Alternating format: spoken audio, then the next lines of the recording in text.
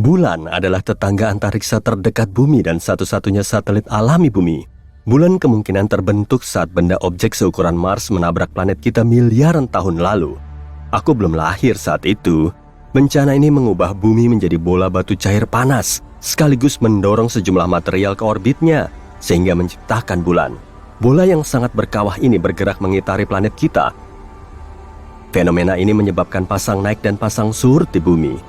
Dengan besar lebih dari seperempat ukuran bumi, bulan adalah satelit alami terbesar kelima di tata surya. Bulan punya beberapa fase, misalnya bulan baru, bulan purnama, atau bulan sabit, serta kuartal pertama dan terakhir. Tapi mau seperti apapun bentuknya, kita selalu bisa melihatnya di langit malam dan terkadang bahkan di siang hari. Tapi bayangkan jika terbangun di malam hari dan melihat bulan kita terlihat agak berbeda. Bulan menjadi lebih cerah dan lebih besar? Agak sulit membedakannya, apalagi nyawamu belum terkumpul. Kamu pun kembali tidur tanpa menyadari bahwa alih-alih bulan, kamu baru saja melihat Merkurius. Dari dekat, planet yang paling dekat dengan matahari ini mirip dengan satelit alami kita. Permukaannya dipenuhi kawah bekas batuan luar angkasa. Ukuran Merkurius sekitar 2/5 bumi, tapi masih agak lebih besar dibanding bulan. Jadi planet ini akan punya pengaruh yang lebih besar di bumi. Malam menjadi lebih terang. Pasang naik makin tinggi, dan pasang surut bisa tebak lebih rendah, benar.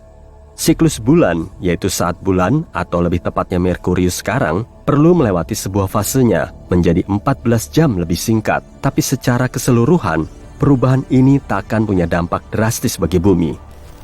Terus, bagaimana kalau Venus? Bagaimana jika alih-alih satelit yang kita kenal, kita menukarnya dengan objek alami paling terang ketiga setelah matahari dan bulan ini? Venus sering disebut planet saudara bumi karena massa dan ukurannya hampir sama. Di langit kita, Venus akan sama besarnya dengan bumi yang dilihat oleh astronot Apollo dari permukaan bulan. Sang bintang fajar akan jauh lebih terang daripada bulan. Selain itu, planet ini memantulkan sinar matahari 6 kali lebih banyak. Plus, Venus akan menempati area yang setidaknya 16 kali lebih besar. Jadi malam di bumi akan seterang awal senja. Saat melihat Venus, kamu bisa melihat pola berputar samar-samar di lapisan awan putih kekuning-kuningannya. Venus tak akan menjadi satelit bumi. Kedua planet ini kemungkinan akan mengitari pusat massa bersama, dan orbitnya bakal sangat eksentrik, kayak aku. Tapi jika Venus bergerak dengan kecepatan yang sama dengan bulan sekarang, kedua planet ini akan saling bertabrakan dalam waktu dekat. Oke, coba ganti lagi sama yang lain. Kalau Mars menggantikan bulan di langit kita, kamu pasti akan menyadarinya. Tanpa teleskop, kamu tetap bisa mengagumi warna dan bintik-bintik gelap uniknya di permukaannya. Meski tidak melihat planet merah ini, kamu masih akan merasakan hal yang aneh. Ukuran Mars setengahnya bumi, tapi beberapa kali lebih besar dibanding bulan. Mengganti objek angkasa kecil dengan yang jauh lebih besar akan mengganggu keseimbangan yang rapuh di planet kita. Kalau kamu agak sial dan sedang berada di tepi laut saat Mars menggantikan bulan, kamu harus segera mengungsi. Ombak besar akan naik di lautan akibat pengaruh Mars. Ombak akan menghantam garis pantai layaknya tsunami besar. Mars akan memantulkan lebih banyak sinar matahari daripada bulan. Malam akan lebih terang. Lanskap terestrial akan punya warna merah yang menakutkan. Dan kamu bisa melihat keindahan gunung tertinggi di tata surya, Olympus Mons, lewat teleskop. Mars tidak cukup besar untuk mengubah orbit bumi secara dramatis. Namun seiring waktu, kedua planet ini mungkin akan mulai mengorbit satu sama lain, menciptakan sistem planet biner. Dan karena sekarang Mars sangat dekat, perjalanan ke sana bisa menjadi kenyataan. Oke, sekarang jangan tanggung-tanggung. Kalau Jupiter menggantikan bulan, bumi sebagai planet takkan ada lagi. Bumi akan langsung berubah menjadi bulan baru bagi planet terbesar di tata surya ini.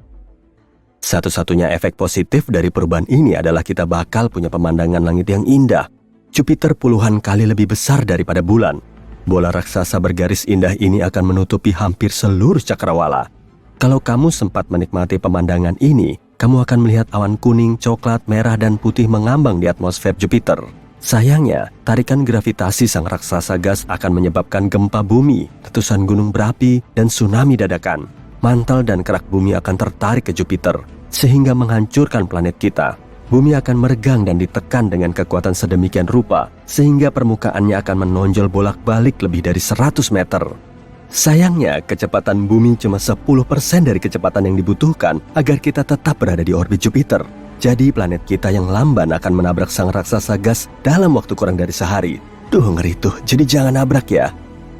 Sekarang, kalau Saturnus menggantikan bulan, pemandangannya wajib kamu lihat.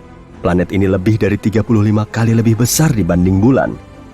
Artinya, bola emas raksasa ini akan menutupi 18 derajat langit. Dan cincinnya akan membentang lebih jauh dari ujung cakrawala ke ujung lainnya. Hei, kalau kamu suka, kamu wajib kasih dia cincin. Bumi akan lebih jauh dari sang raksasa gas dibanding bulannya sendiri, Dion. Dan karena Saturnus jauh lebih kuat daripada planet kita, bumi yang akan berubah menjadi satelitnya, bukan sebaliknya. Sayangnya, kecepatan rotasi bumi takkan cukup untuk mengimbanginya, dan kemungkinan akan menabrak planet yang jauh lebih besar itu dalam 1 atau 2 hari. Tapi sebelum terbakar di atmosfer Saturnus, kita harus melewati cincinnya yang indah. Cincin ini terdiri dari potongan komet, asteroid, dan bulan yang hancur. Melewati puing-puing antariksa ini tidak mudah loh. Selain itu, planet kita harus menghindari bulan Saturnus yang jumlahnya ada 53. Tapi bagaimana jika bumi tidak jatuh dan berubah menjadi bulan ke-54 Saturnus? Kalau begitu, tarikan gravitasi sang raksasa gas akan menyebabkan pergeseran tektonik besar-besaran di bumi. Kerak planet kita akan hancur sampai tidak ada yang tersisa. Ngeri juga nih. Uranus dan Neptunus sama-sama raksasa es. Kedua planet ini punya ukuran yang sama, lebih besar dari bumi, tapi lebih kecil daripada Saturnus dan Jupiter. Keduanya punya interior yang dingin, atmosfer yang dalam, dan warna yang mirip, yaitu hijau kebiruan yang sangat indah. Kalau salah satu dari planet ini menggantikan bulan, konsekuensinya akan sama. Jadi mari lempar koin dulu. Oke, hasilnya Neptunus yang akan kamu lihat di langit suatu hari nanti. Neptunus 14 kali lebih besar daripada bulan. Planet ini akan mirip balon udara panas warna biru terang di langit. Bukan cuma pada malam hari, tapi juga di siang hari. Neptunus akan terlihat 15 kali lebih besar daripada matahari. Jika semua tetap sama, gerhana matahari bisa terjadi sampai berabad-abad. Begitu matahari menghilang di balik tepi Neptunus, planet kita akan jatuh ke dalam kegelapan total selama 1,5 jam lebih. Massa Neptunus 17 kali lipatnya bumi, dan tarikan gravitasinya jauh lebih kuat. Jadi, planet kita akan berakhir sebagai satelitnya. Yep, sekali lagi. Bumi akan mengorbit Neptunus sedikit lebih jauh dari bulan terbesarnya sendiri, Triton. Oh iya, kemungkinan besar bumi bisa bertabrakan dengan objek antariksa ini. Tapi mari berasumsi kita cukup beruntung dan tidak berpapasan dengan satelit Neptunus. Meski begitu, masalah yang kita hadapi tetap banyak. Air pasang di planet kita akan 1000 kali lebih kuat daripada yang disebabkan bulan. Gaya gravitasi Neptunus takkan menghancurkan bumi, tapi akan memanaskan planet kita. Aktivitas seismik meningkat, memicu gempa bumi dan letusan gunung berapi. Dan mungkin juga bikin internetmu jadi nge-lag. Semua berawal dari perubahan kecil di planet kita. Awalnya, orang-orang melihat bulan jadi lebih terang dan agak besar. Tapi nggak ada yang mau ambil pusing, bulan mempengaruhi pasang surut air laut di bumi. Air mulai membanjiri pantai, tapi bukan itu tragedinya.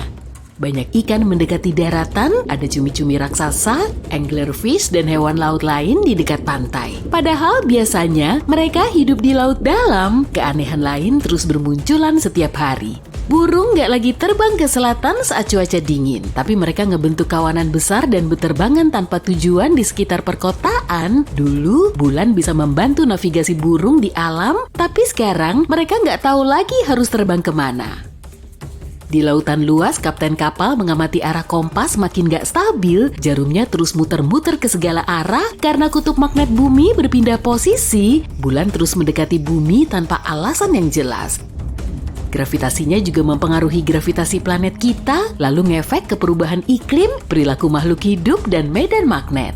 Hujan bisa mengguyur tempat kering dan daerah dingin mulai memanas, ekosistem di seluruh dunia jadi kacau, orang yang tinggal di dekat hutan bisa sewaktu-waktu mendengar lolongan serigala, perubahan kondisi bulan bikin serigala lepas kendali. Satelit alami kita ini kian terang dan terus membesar, tapi belum ada hal kritis yang terjadi, orang-orang masih tenang karena mereka nggak mau memusingkan soal akhir zaman. Tapi kemudian, bulan mencapai titik kritisnya.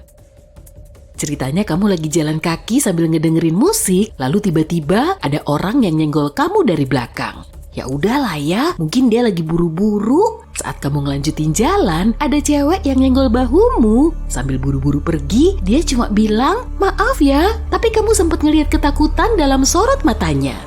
Kamu baru bisa ngedengerin jeritan dan suara sirine setelah ngelepas earphone. Banyak pengendara mobil buru-buru keluar dari kendaraan mereka, kemudian kabur. Kawanan burung camar beterbangan di langit. Di antara banyak suara dan kehebohan ini, kamu bisa ngedengerin suara khas.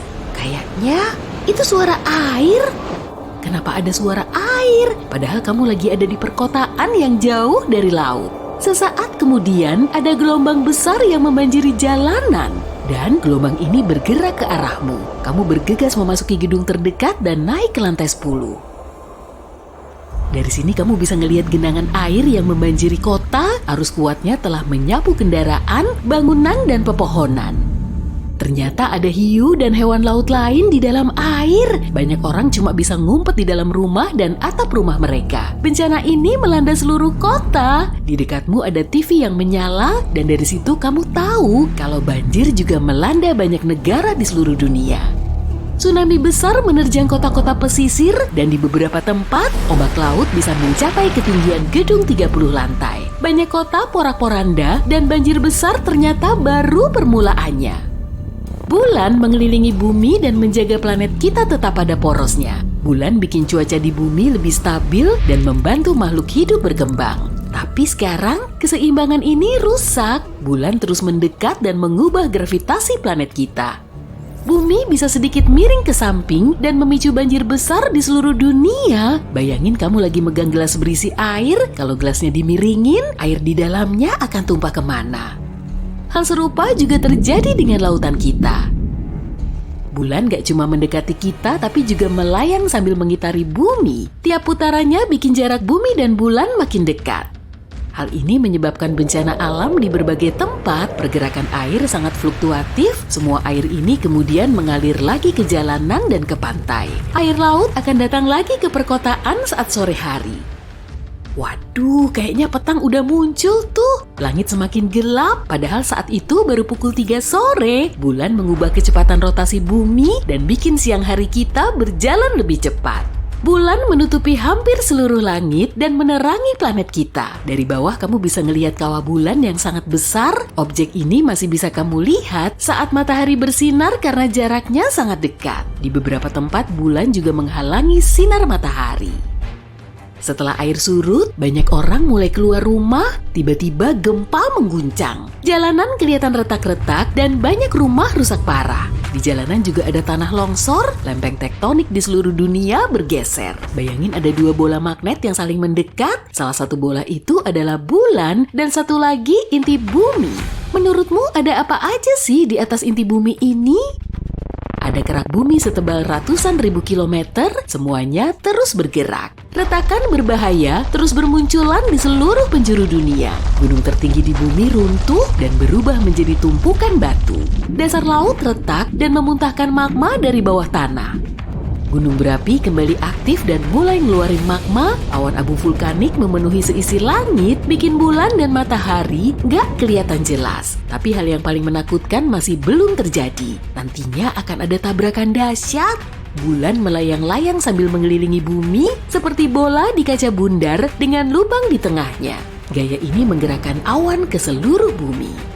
Sesaat setelah ada badai petir, salju mulai turun, lalu malam pun tiba dan guyuran hujan membasahi bumi. Tetesan airnya mengandung lumpur dan abu vulkanik.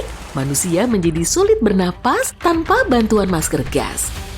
Tekanan udara terus berubah, sejumlah orang mengalami migrain parah dan sebagian lainnya mengalami nyeri sendi. Tapi mereka nggak terlalu memusingkan soal kesehatan. Manusia perlu nyari cara agar bisa lolos dari tabrakan. Tatanan gravitasi baru akan terbentuk saat bulan menabrak bumi. Daratan akan berubah bentuk, ada yang menyatu menjadi daratan raksasa, dan ada juga yang terbagi menjadi daratan kecil. Energi yang dihasilkan dari tabrakan ini bisa ngebakar semua oksigen di atmosfer dan bikin bumi kita nggak layak huni. Berlindung di bawah tanah juga nggak bisa, karena gempa bumi berasal dari dalam sana kan? Lalu, manusia mulai memanfaatkan waktu berharga mereka bersama keluarga dan orang terkasih.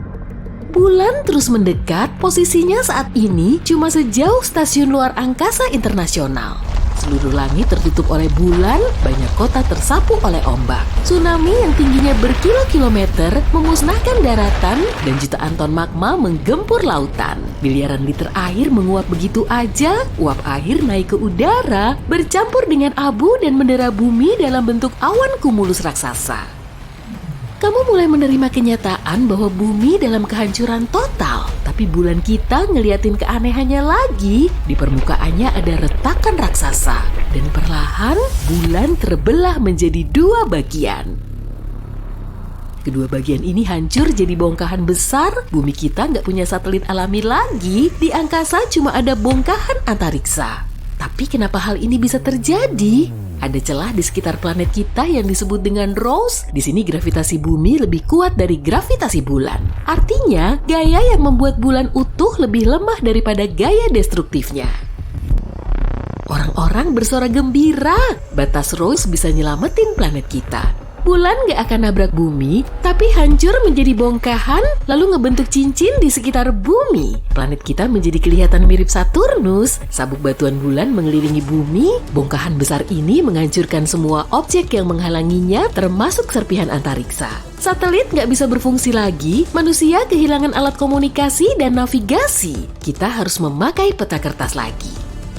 Bulan menahan orbit bumi pada sudut tertentu sebelum kejadian ini, dan sekarang kemiringannya telah berubah, sebagian sisinya menjadi lebih dekat ke matahari dan sisi lainnya semakin gelap. Kutub utara dan Arktik bisa berubah menjadi gurun gersang, khatulistiwa tertutup es, musim dingin dan musim panas bisa berlangsung selama bertahun-tahun. Serpihan bulan melayang-layang di sekitar bumi, tapi ada yang jatuh ke permukaannya. Hujan meteor bulan bisa ngerusak pemukiman dan ninggalin kawah raksasa. Semua peristiwa ini menyebabkan kehancuran masif. Dan kita baru bisa beradaptasi dengan dunia baru ini setelah ratusan ribu tahun. Bulan, satelit alami bumi nan cantik dengan bercak gelap misteriusnya. Kita selalu melihat bulan dari salah satu sisinya dan sudah terbiasa dengan bentuk yang sama. Jadi, sulit dibayangin kalau bentuknya berlainan. Tapi dulu, bentuk bulan gak begitu, malahan sangat berlainan. Bayangin, ada satelit besar bercahaya terang di atas langit yang memicu tsunami panjang. Nah, biar lebih jelas, kita balik ke masa lalu yuk. Nanti kita akan ngeliat tampilan bulan dalam versi jadul. Bulan terbentuk sekitar 4,5 miliar tahun yang lalu. Kala itu, planet biru kehijauan kita masih berupa bongkahan batu merah membara yang melayang tak tentu arah di ruang angkasa. Kita masih belum punya bulan, dan satu hari di bumi cuma berlangsung selama 6 jam. Jadi siang harinya cuma selama 3 jam. Banyak gunung berapi meletus secara bersamaan, memuntahkan gas beracun ke angkasa. Meteorit terus-terusan menghujani bumi. Dan di saat yang bersamaan terjadi Big Splash, atau dalam istilah ilmiahnya disebut hipotesis tubrukan besar. Jadi menurut hipotesis ini, ada objek sebesar Mars yang jatuh ke bumi. Sedangkan ukuran Mars cuma setengah kalinya planet kita. Jadi benturan ini nggak terlalu parah, tapi cukup destruktif. Benturan kuat ini mampu merobek lapisan luar objek tersebut dan juga bumi. Kemudian, intinya menyatu dengan inti bumi yang padat. Banyak sekali pecahan bumi yang berhamburan ke ruang angkasa. Jadi beginilah proses awal pembentukan bulan yang menurut sains dikenal dengan istilah proses diferensiasi telah dimulai. Proses ini terjadi pada semua planet di awal pembentukannya. Karena benturan itu sangat panas, kebanyakan gas dan cairan dari pecahan bumi ikut terbawa, sehingga cuma menyisakan permukaan batu yang relatif kering. Di bulan memang ada air dan gas, tapi jumlahnya sangat sedikit. Gravitasi bumi yang cukup kuat mampu menahan pecahan batu panas ini di orbitnya. Dan lama-kelamaan, semua pecahan tadi saling menyatu. Bahan kimia yang terkandung di dalam batuan kemudian menyebar ke berbagai lapisan. Besi yang lebih berat tenggelam ke bagian dasar, sedangkan unsur yang lebih ringan membentuk bagian permukaan. Dalam waktu 100 tahunan, cincin uap, debu, dan lelehan batu juga menyatu. Gugusan terbesar dengan gravitasi terkuat menarik banyak partikel lain dan lambat laun menghasilkan bulan. Bentuknya mirip bola gelembung merah yang panas membara. Tapi ternyata inti bulan yang masih baru lahir ini sangatlah kecil. Bahkan di dalamnya cuma ada sedikit besi dan unsur berat lain yang sangat diperlukan untuk menghasilkan objek seperti planet. Batuan tertua di bulan mungkin telah terbentuk di lautan magma. Setelah suhunya berangsur dingin, ia berubah jadi bola halus berwarna putih. Tapi bentuknya masih beda jauh dari yang sekarang. Beberapa saat setelah terbentuk, bulan cuma berjarak 21.700 km dari bumi. Berarti 15 kali lebih dekat dari jarak saat ini, yaitu sekitar 383.000 km. Pasti ngeri banget ya ngeliatin bulan yang lebih gede dan terang kayak gitu. Mungkin kelihatan bagus, tapi tetap nyeremin. Dan pastinya jarak yang begitu dekat telah menyebabkan gelombang raksasa di bumi. Planet kita mengalami tsunami terus-menerus. Bulan juga berputar sangat cepat dan gak cuma satu sisinya yang menghadap ke bumi. Tapi bisa dibilang, bumi dan bulan saling memberi pengaruh positif. Dengan adanya bulan, satu hari di bumi berlangsung selama 24 jam. Poros bumi juga miring sejauh 23,5 derajat dari garis edarnya mengelilingi matahari. Bumi akan berputar sangat cepat tanpa bulan. Tapi berkat satelit ini, kemiringannya jadi stabil, sehingga iklim di bumi terasa nyaman. Sementara itu, gravitasi planet kita juga membantu bulan. Rotasi bulan jadi semakin lambat dan posisinya terus menjauhi bumi. Bahkan selama bertahun-tahun, orbitnya telah berpindah jauh dari planet kita. Tapi posisi bulan terkunci secara pasang surut dengan bumi, sehingga periode rotasi dan periode orbitnya tetap sama. Artinya, kecepatan rotasi bulan pada porosnya sama dengan kecepatan perputarannya mengelilingi bumi. Makanya, sisi bulan yang menghadap bumi selalu sama. Saat bulan bergerak menjauh, gelombang pasang di bumi jadi lebih tenang.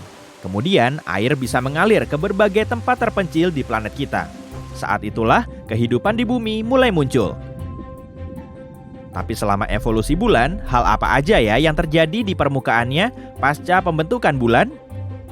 Satelit alami kita ini melewati tahap kanak-kanak dan remaja yang penuh dengan kehebohan. Jadi nggak heran kalau sekitar 4 miliar tahun yang lalu, tata surya kita juga mengalami kekacauan. Dan saat bulan masih berumur 600 juta tahun, ia digempur banyak meteorit dan asteroid besar. Semua objek angkasa ini nggak cuma mengganggu bumi, tapi juga satelit alaminya. Bahkan, peristiwa ini menjadi tabrakan paling kuat dalam sejarah bulan dan meninggalkan banyak kawah besar yang dipenuhi batuan hitam. Ternyata nggak cuma bumi loh yang jadi target benda-benda langit. Sebuah planet Katai pernah menabrak bulan, ukurannya sebesar Ceres atau objek terbesar di sabuk asteroid yang letaknya di antara Mars dan Jupiter. Benturan ini menghasilkan basin kutub selatan Aitken dan mengubah bentuk bulan secara total. Kamu bisa ngelihat area gelap di sisi jauh bulan nggak? Itu loh, di sebelah selatannya. Ini adalah basin kutub selatan Aitken. Diameternya sekitar 2.600 km, dan basin ini terbentuk oleh tabrakan tadi sekitar 4,3 miliar tahun yang lalu. Planet Katai yang menabrak bulan juga membawa banyak senyawa kimia kompleks dan unik yang sekarang bisa ditemukan di seisi bulan. Senyawanya mulai melepaskan banyak panas, meleburkan sebagian mantel bulan dan ups! Tahu-tahu malah memicu erupsi gunung berapi tuh. Karena erupsinya sangat dahsyat, banyak magma tersebar ke seluruh permukaan bulan. Lama-kelamaan, magma ini menjadi dingin dan meninggalkan bintik gelap yang biasa kita lihat. Namanya adalah mare bulan. Kawah di mare bulan jauh lebih sedikit daripada di dataran tingginya. Dan selama 1 miliar tahun terakhir ini, bulan gak aktif secara geologis. Palingan cuma ada meteorit yang sesekali mampir. Intinya, bentuk bulan berubah secara total akibat kejadian ini. Dalam kondisi luluh lantak, bulan kita memasuki masa dewasanya. Itu pun masih kacau balau karena sejumlah meteorit kembali menggempurnya. Meski efeknya nggak begitu parah, tabrakan serupa lumayan sering terjadi. Peristiwa ini meninggalkan banyak kawah dan lubang di bulan yang mungkin telah merusak mantel.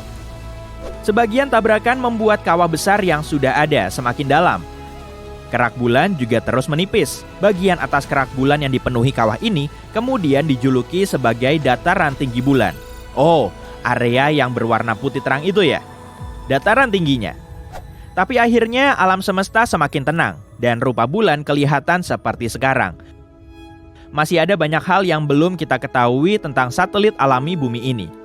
Para saintis juga belum bisa ngejelasin sebagian momen dalam sejarah secara akurat. Tapi mereka terus melakukan penelitian. Informasi tentang bulan gak cuma berguna untuk nyari tahu soal bulan, tapi juga bisa ngasih gambaran yang lebih lengkap tentang sejarah tata surya dan seluruh ruang angkasa. Semoga suatu saat nanti kita bisa menyingkap semua misterinya.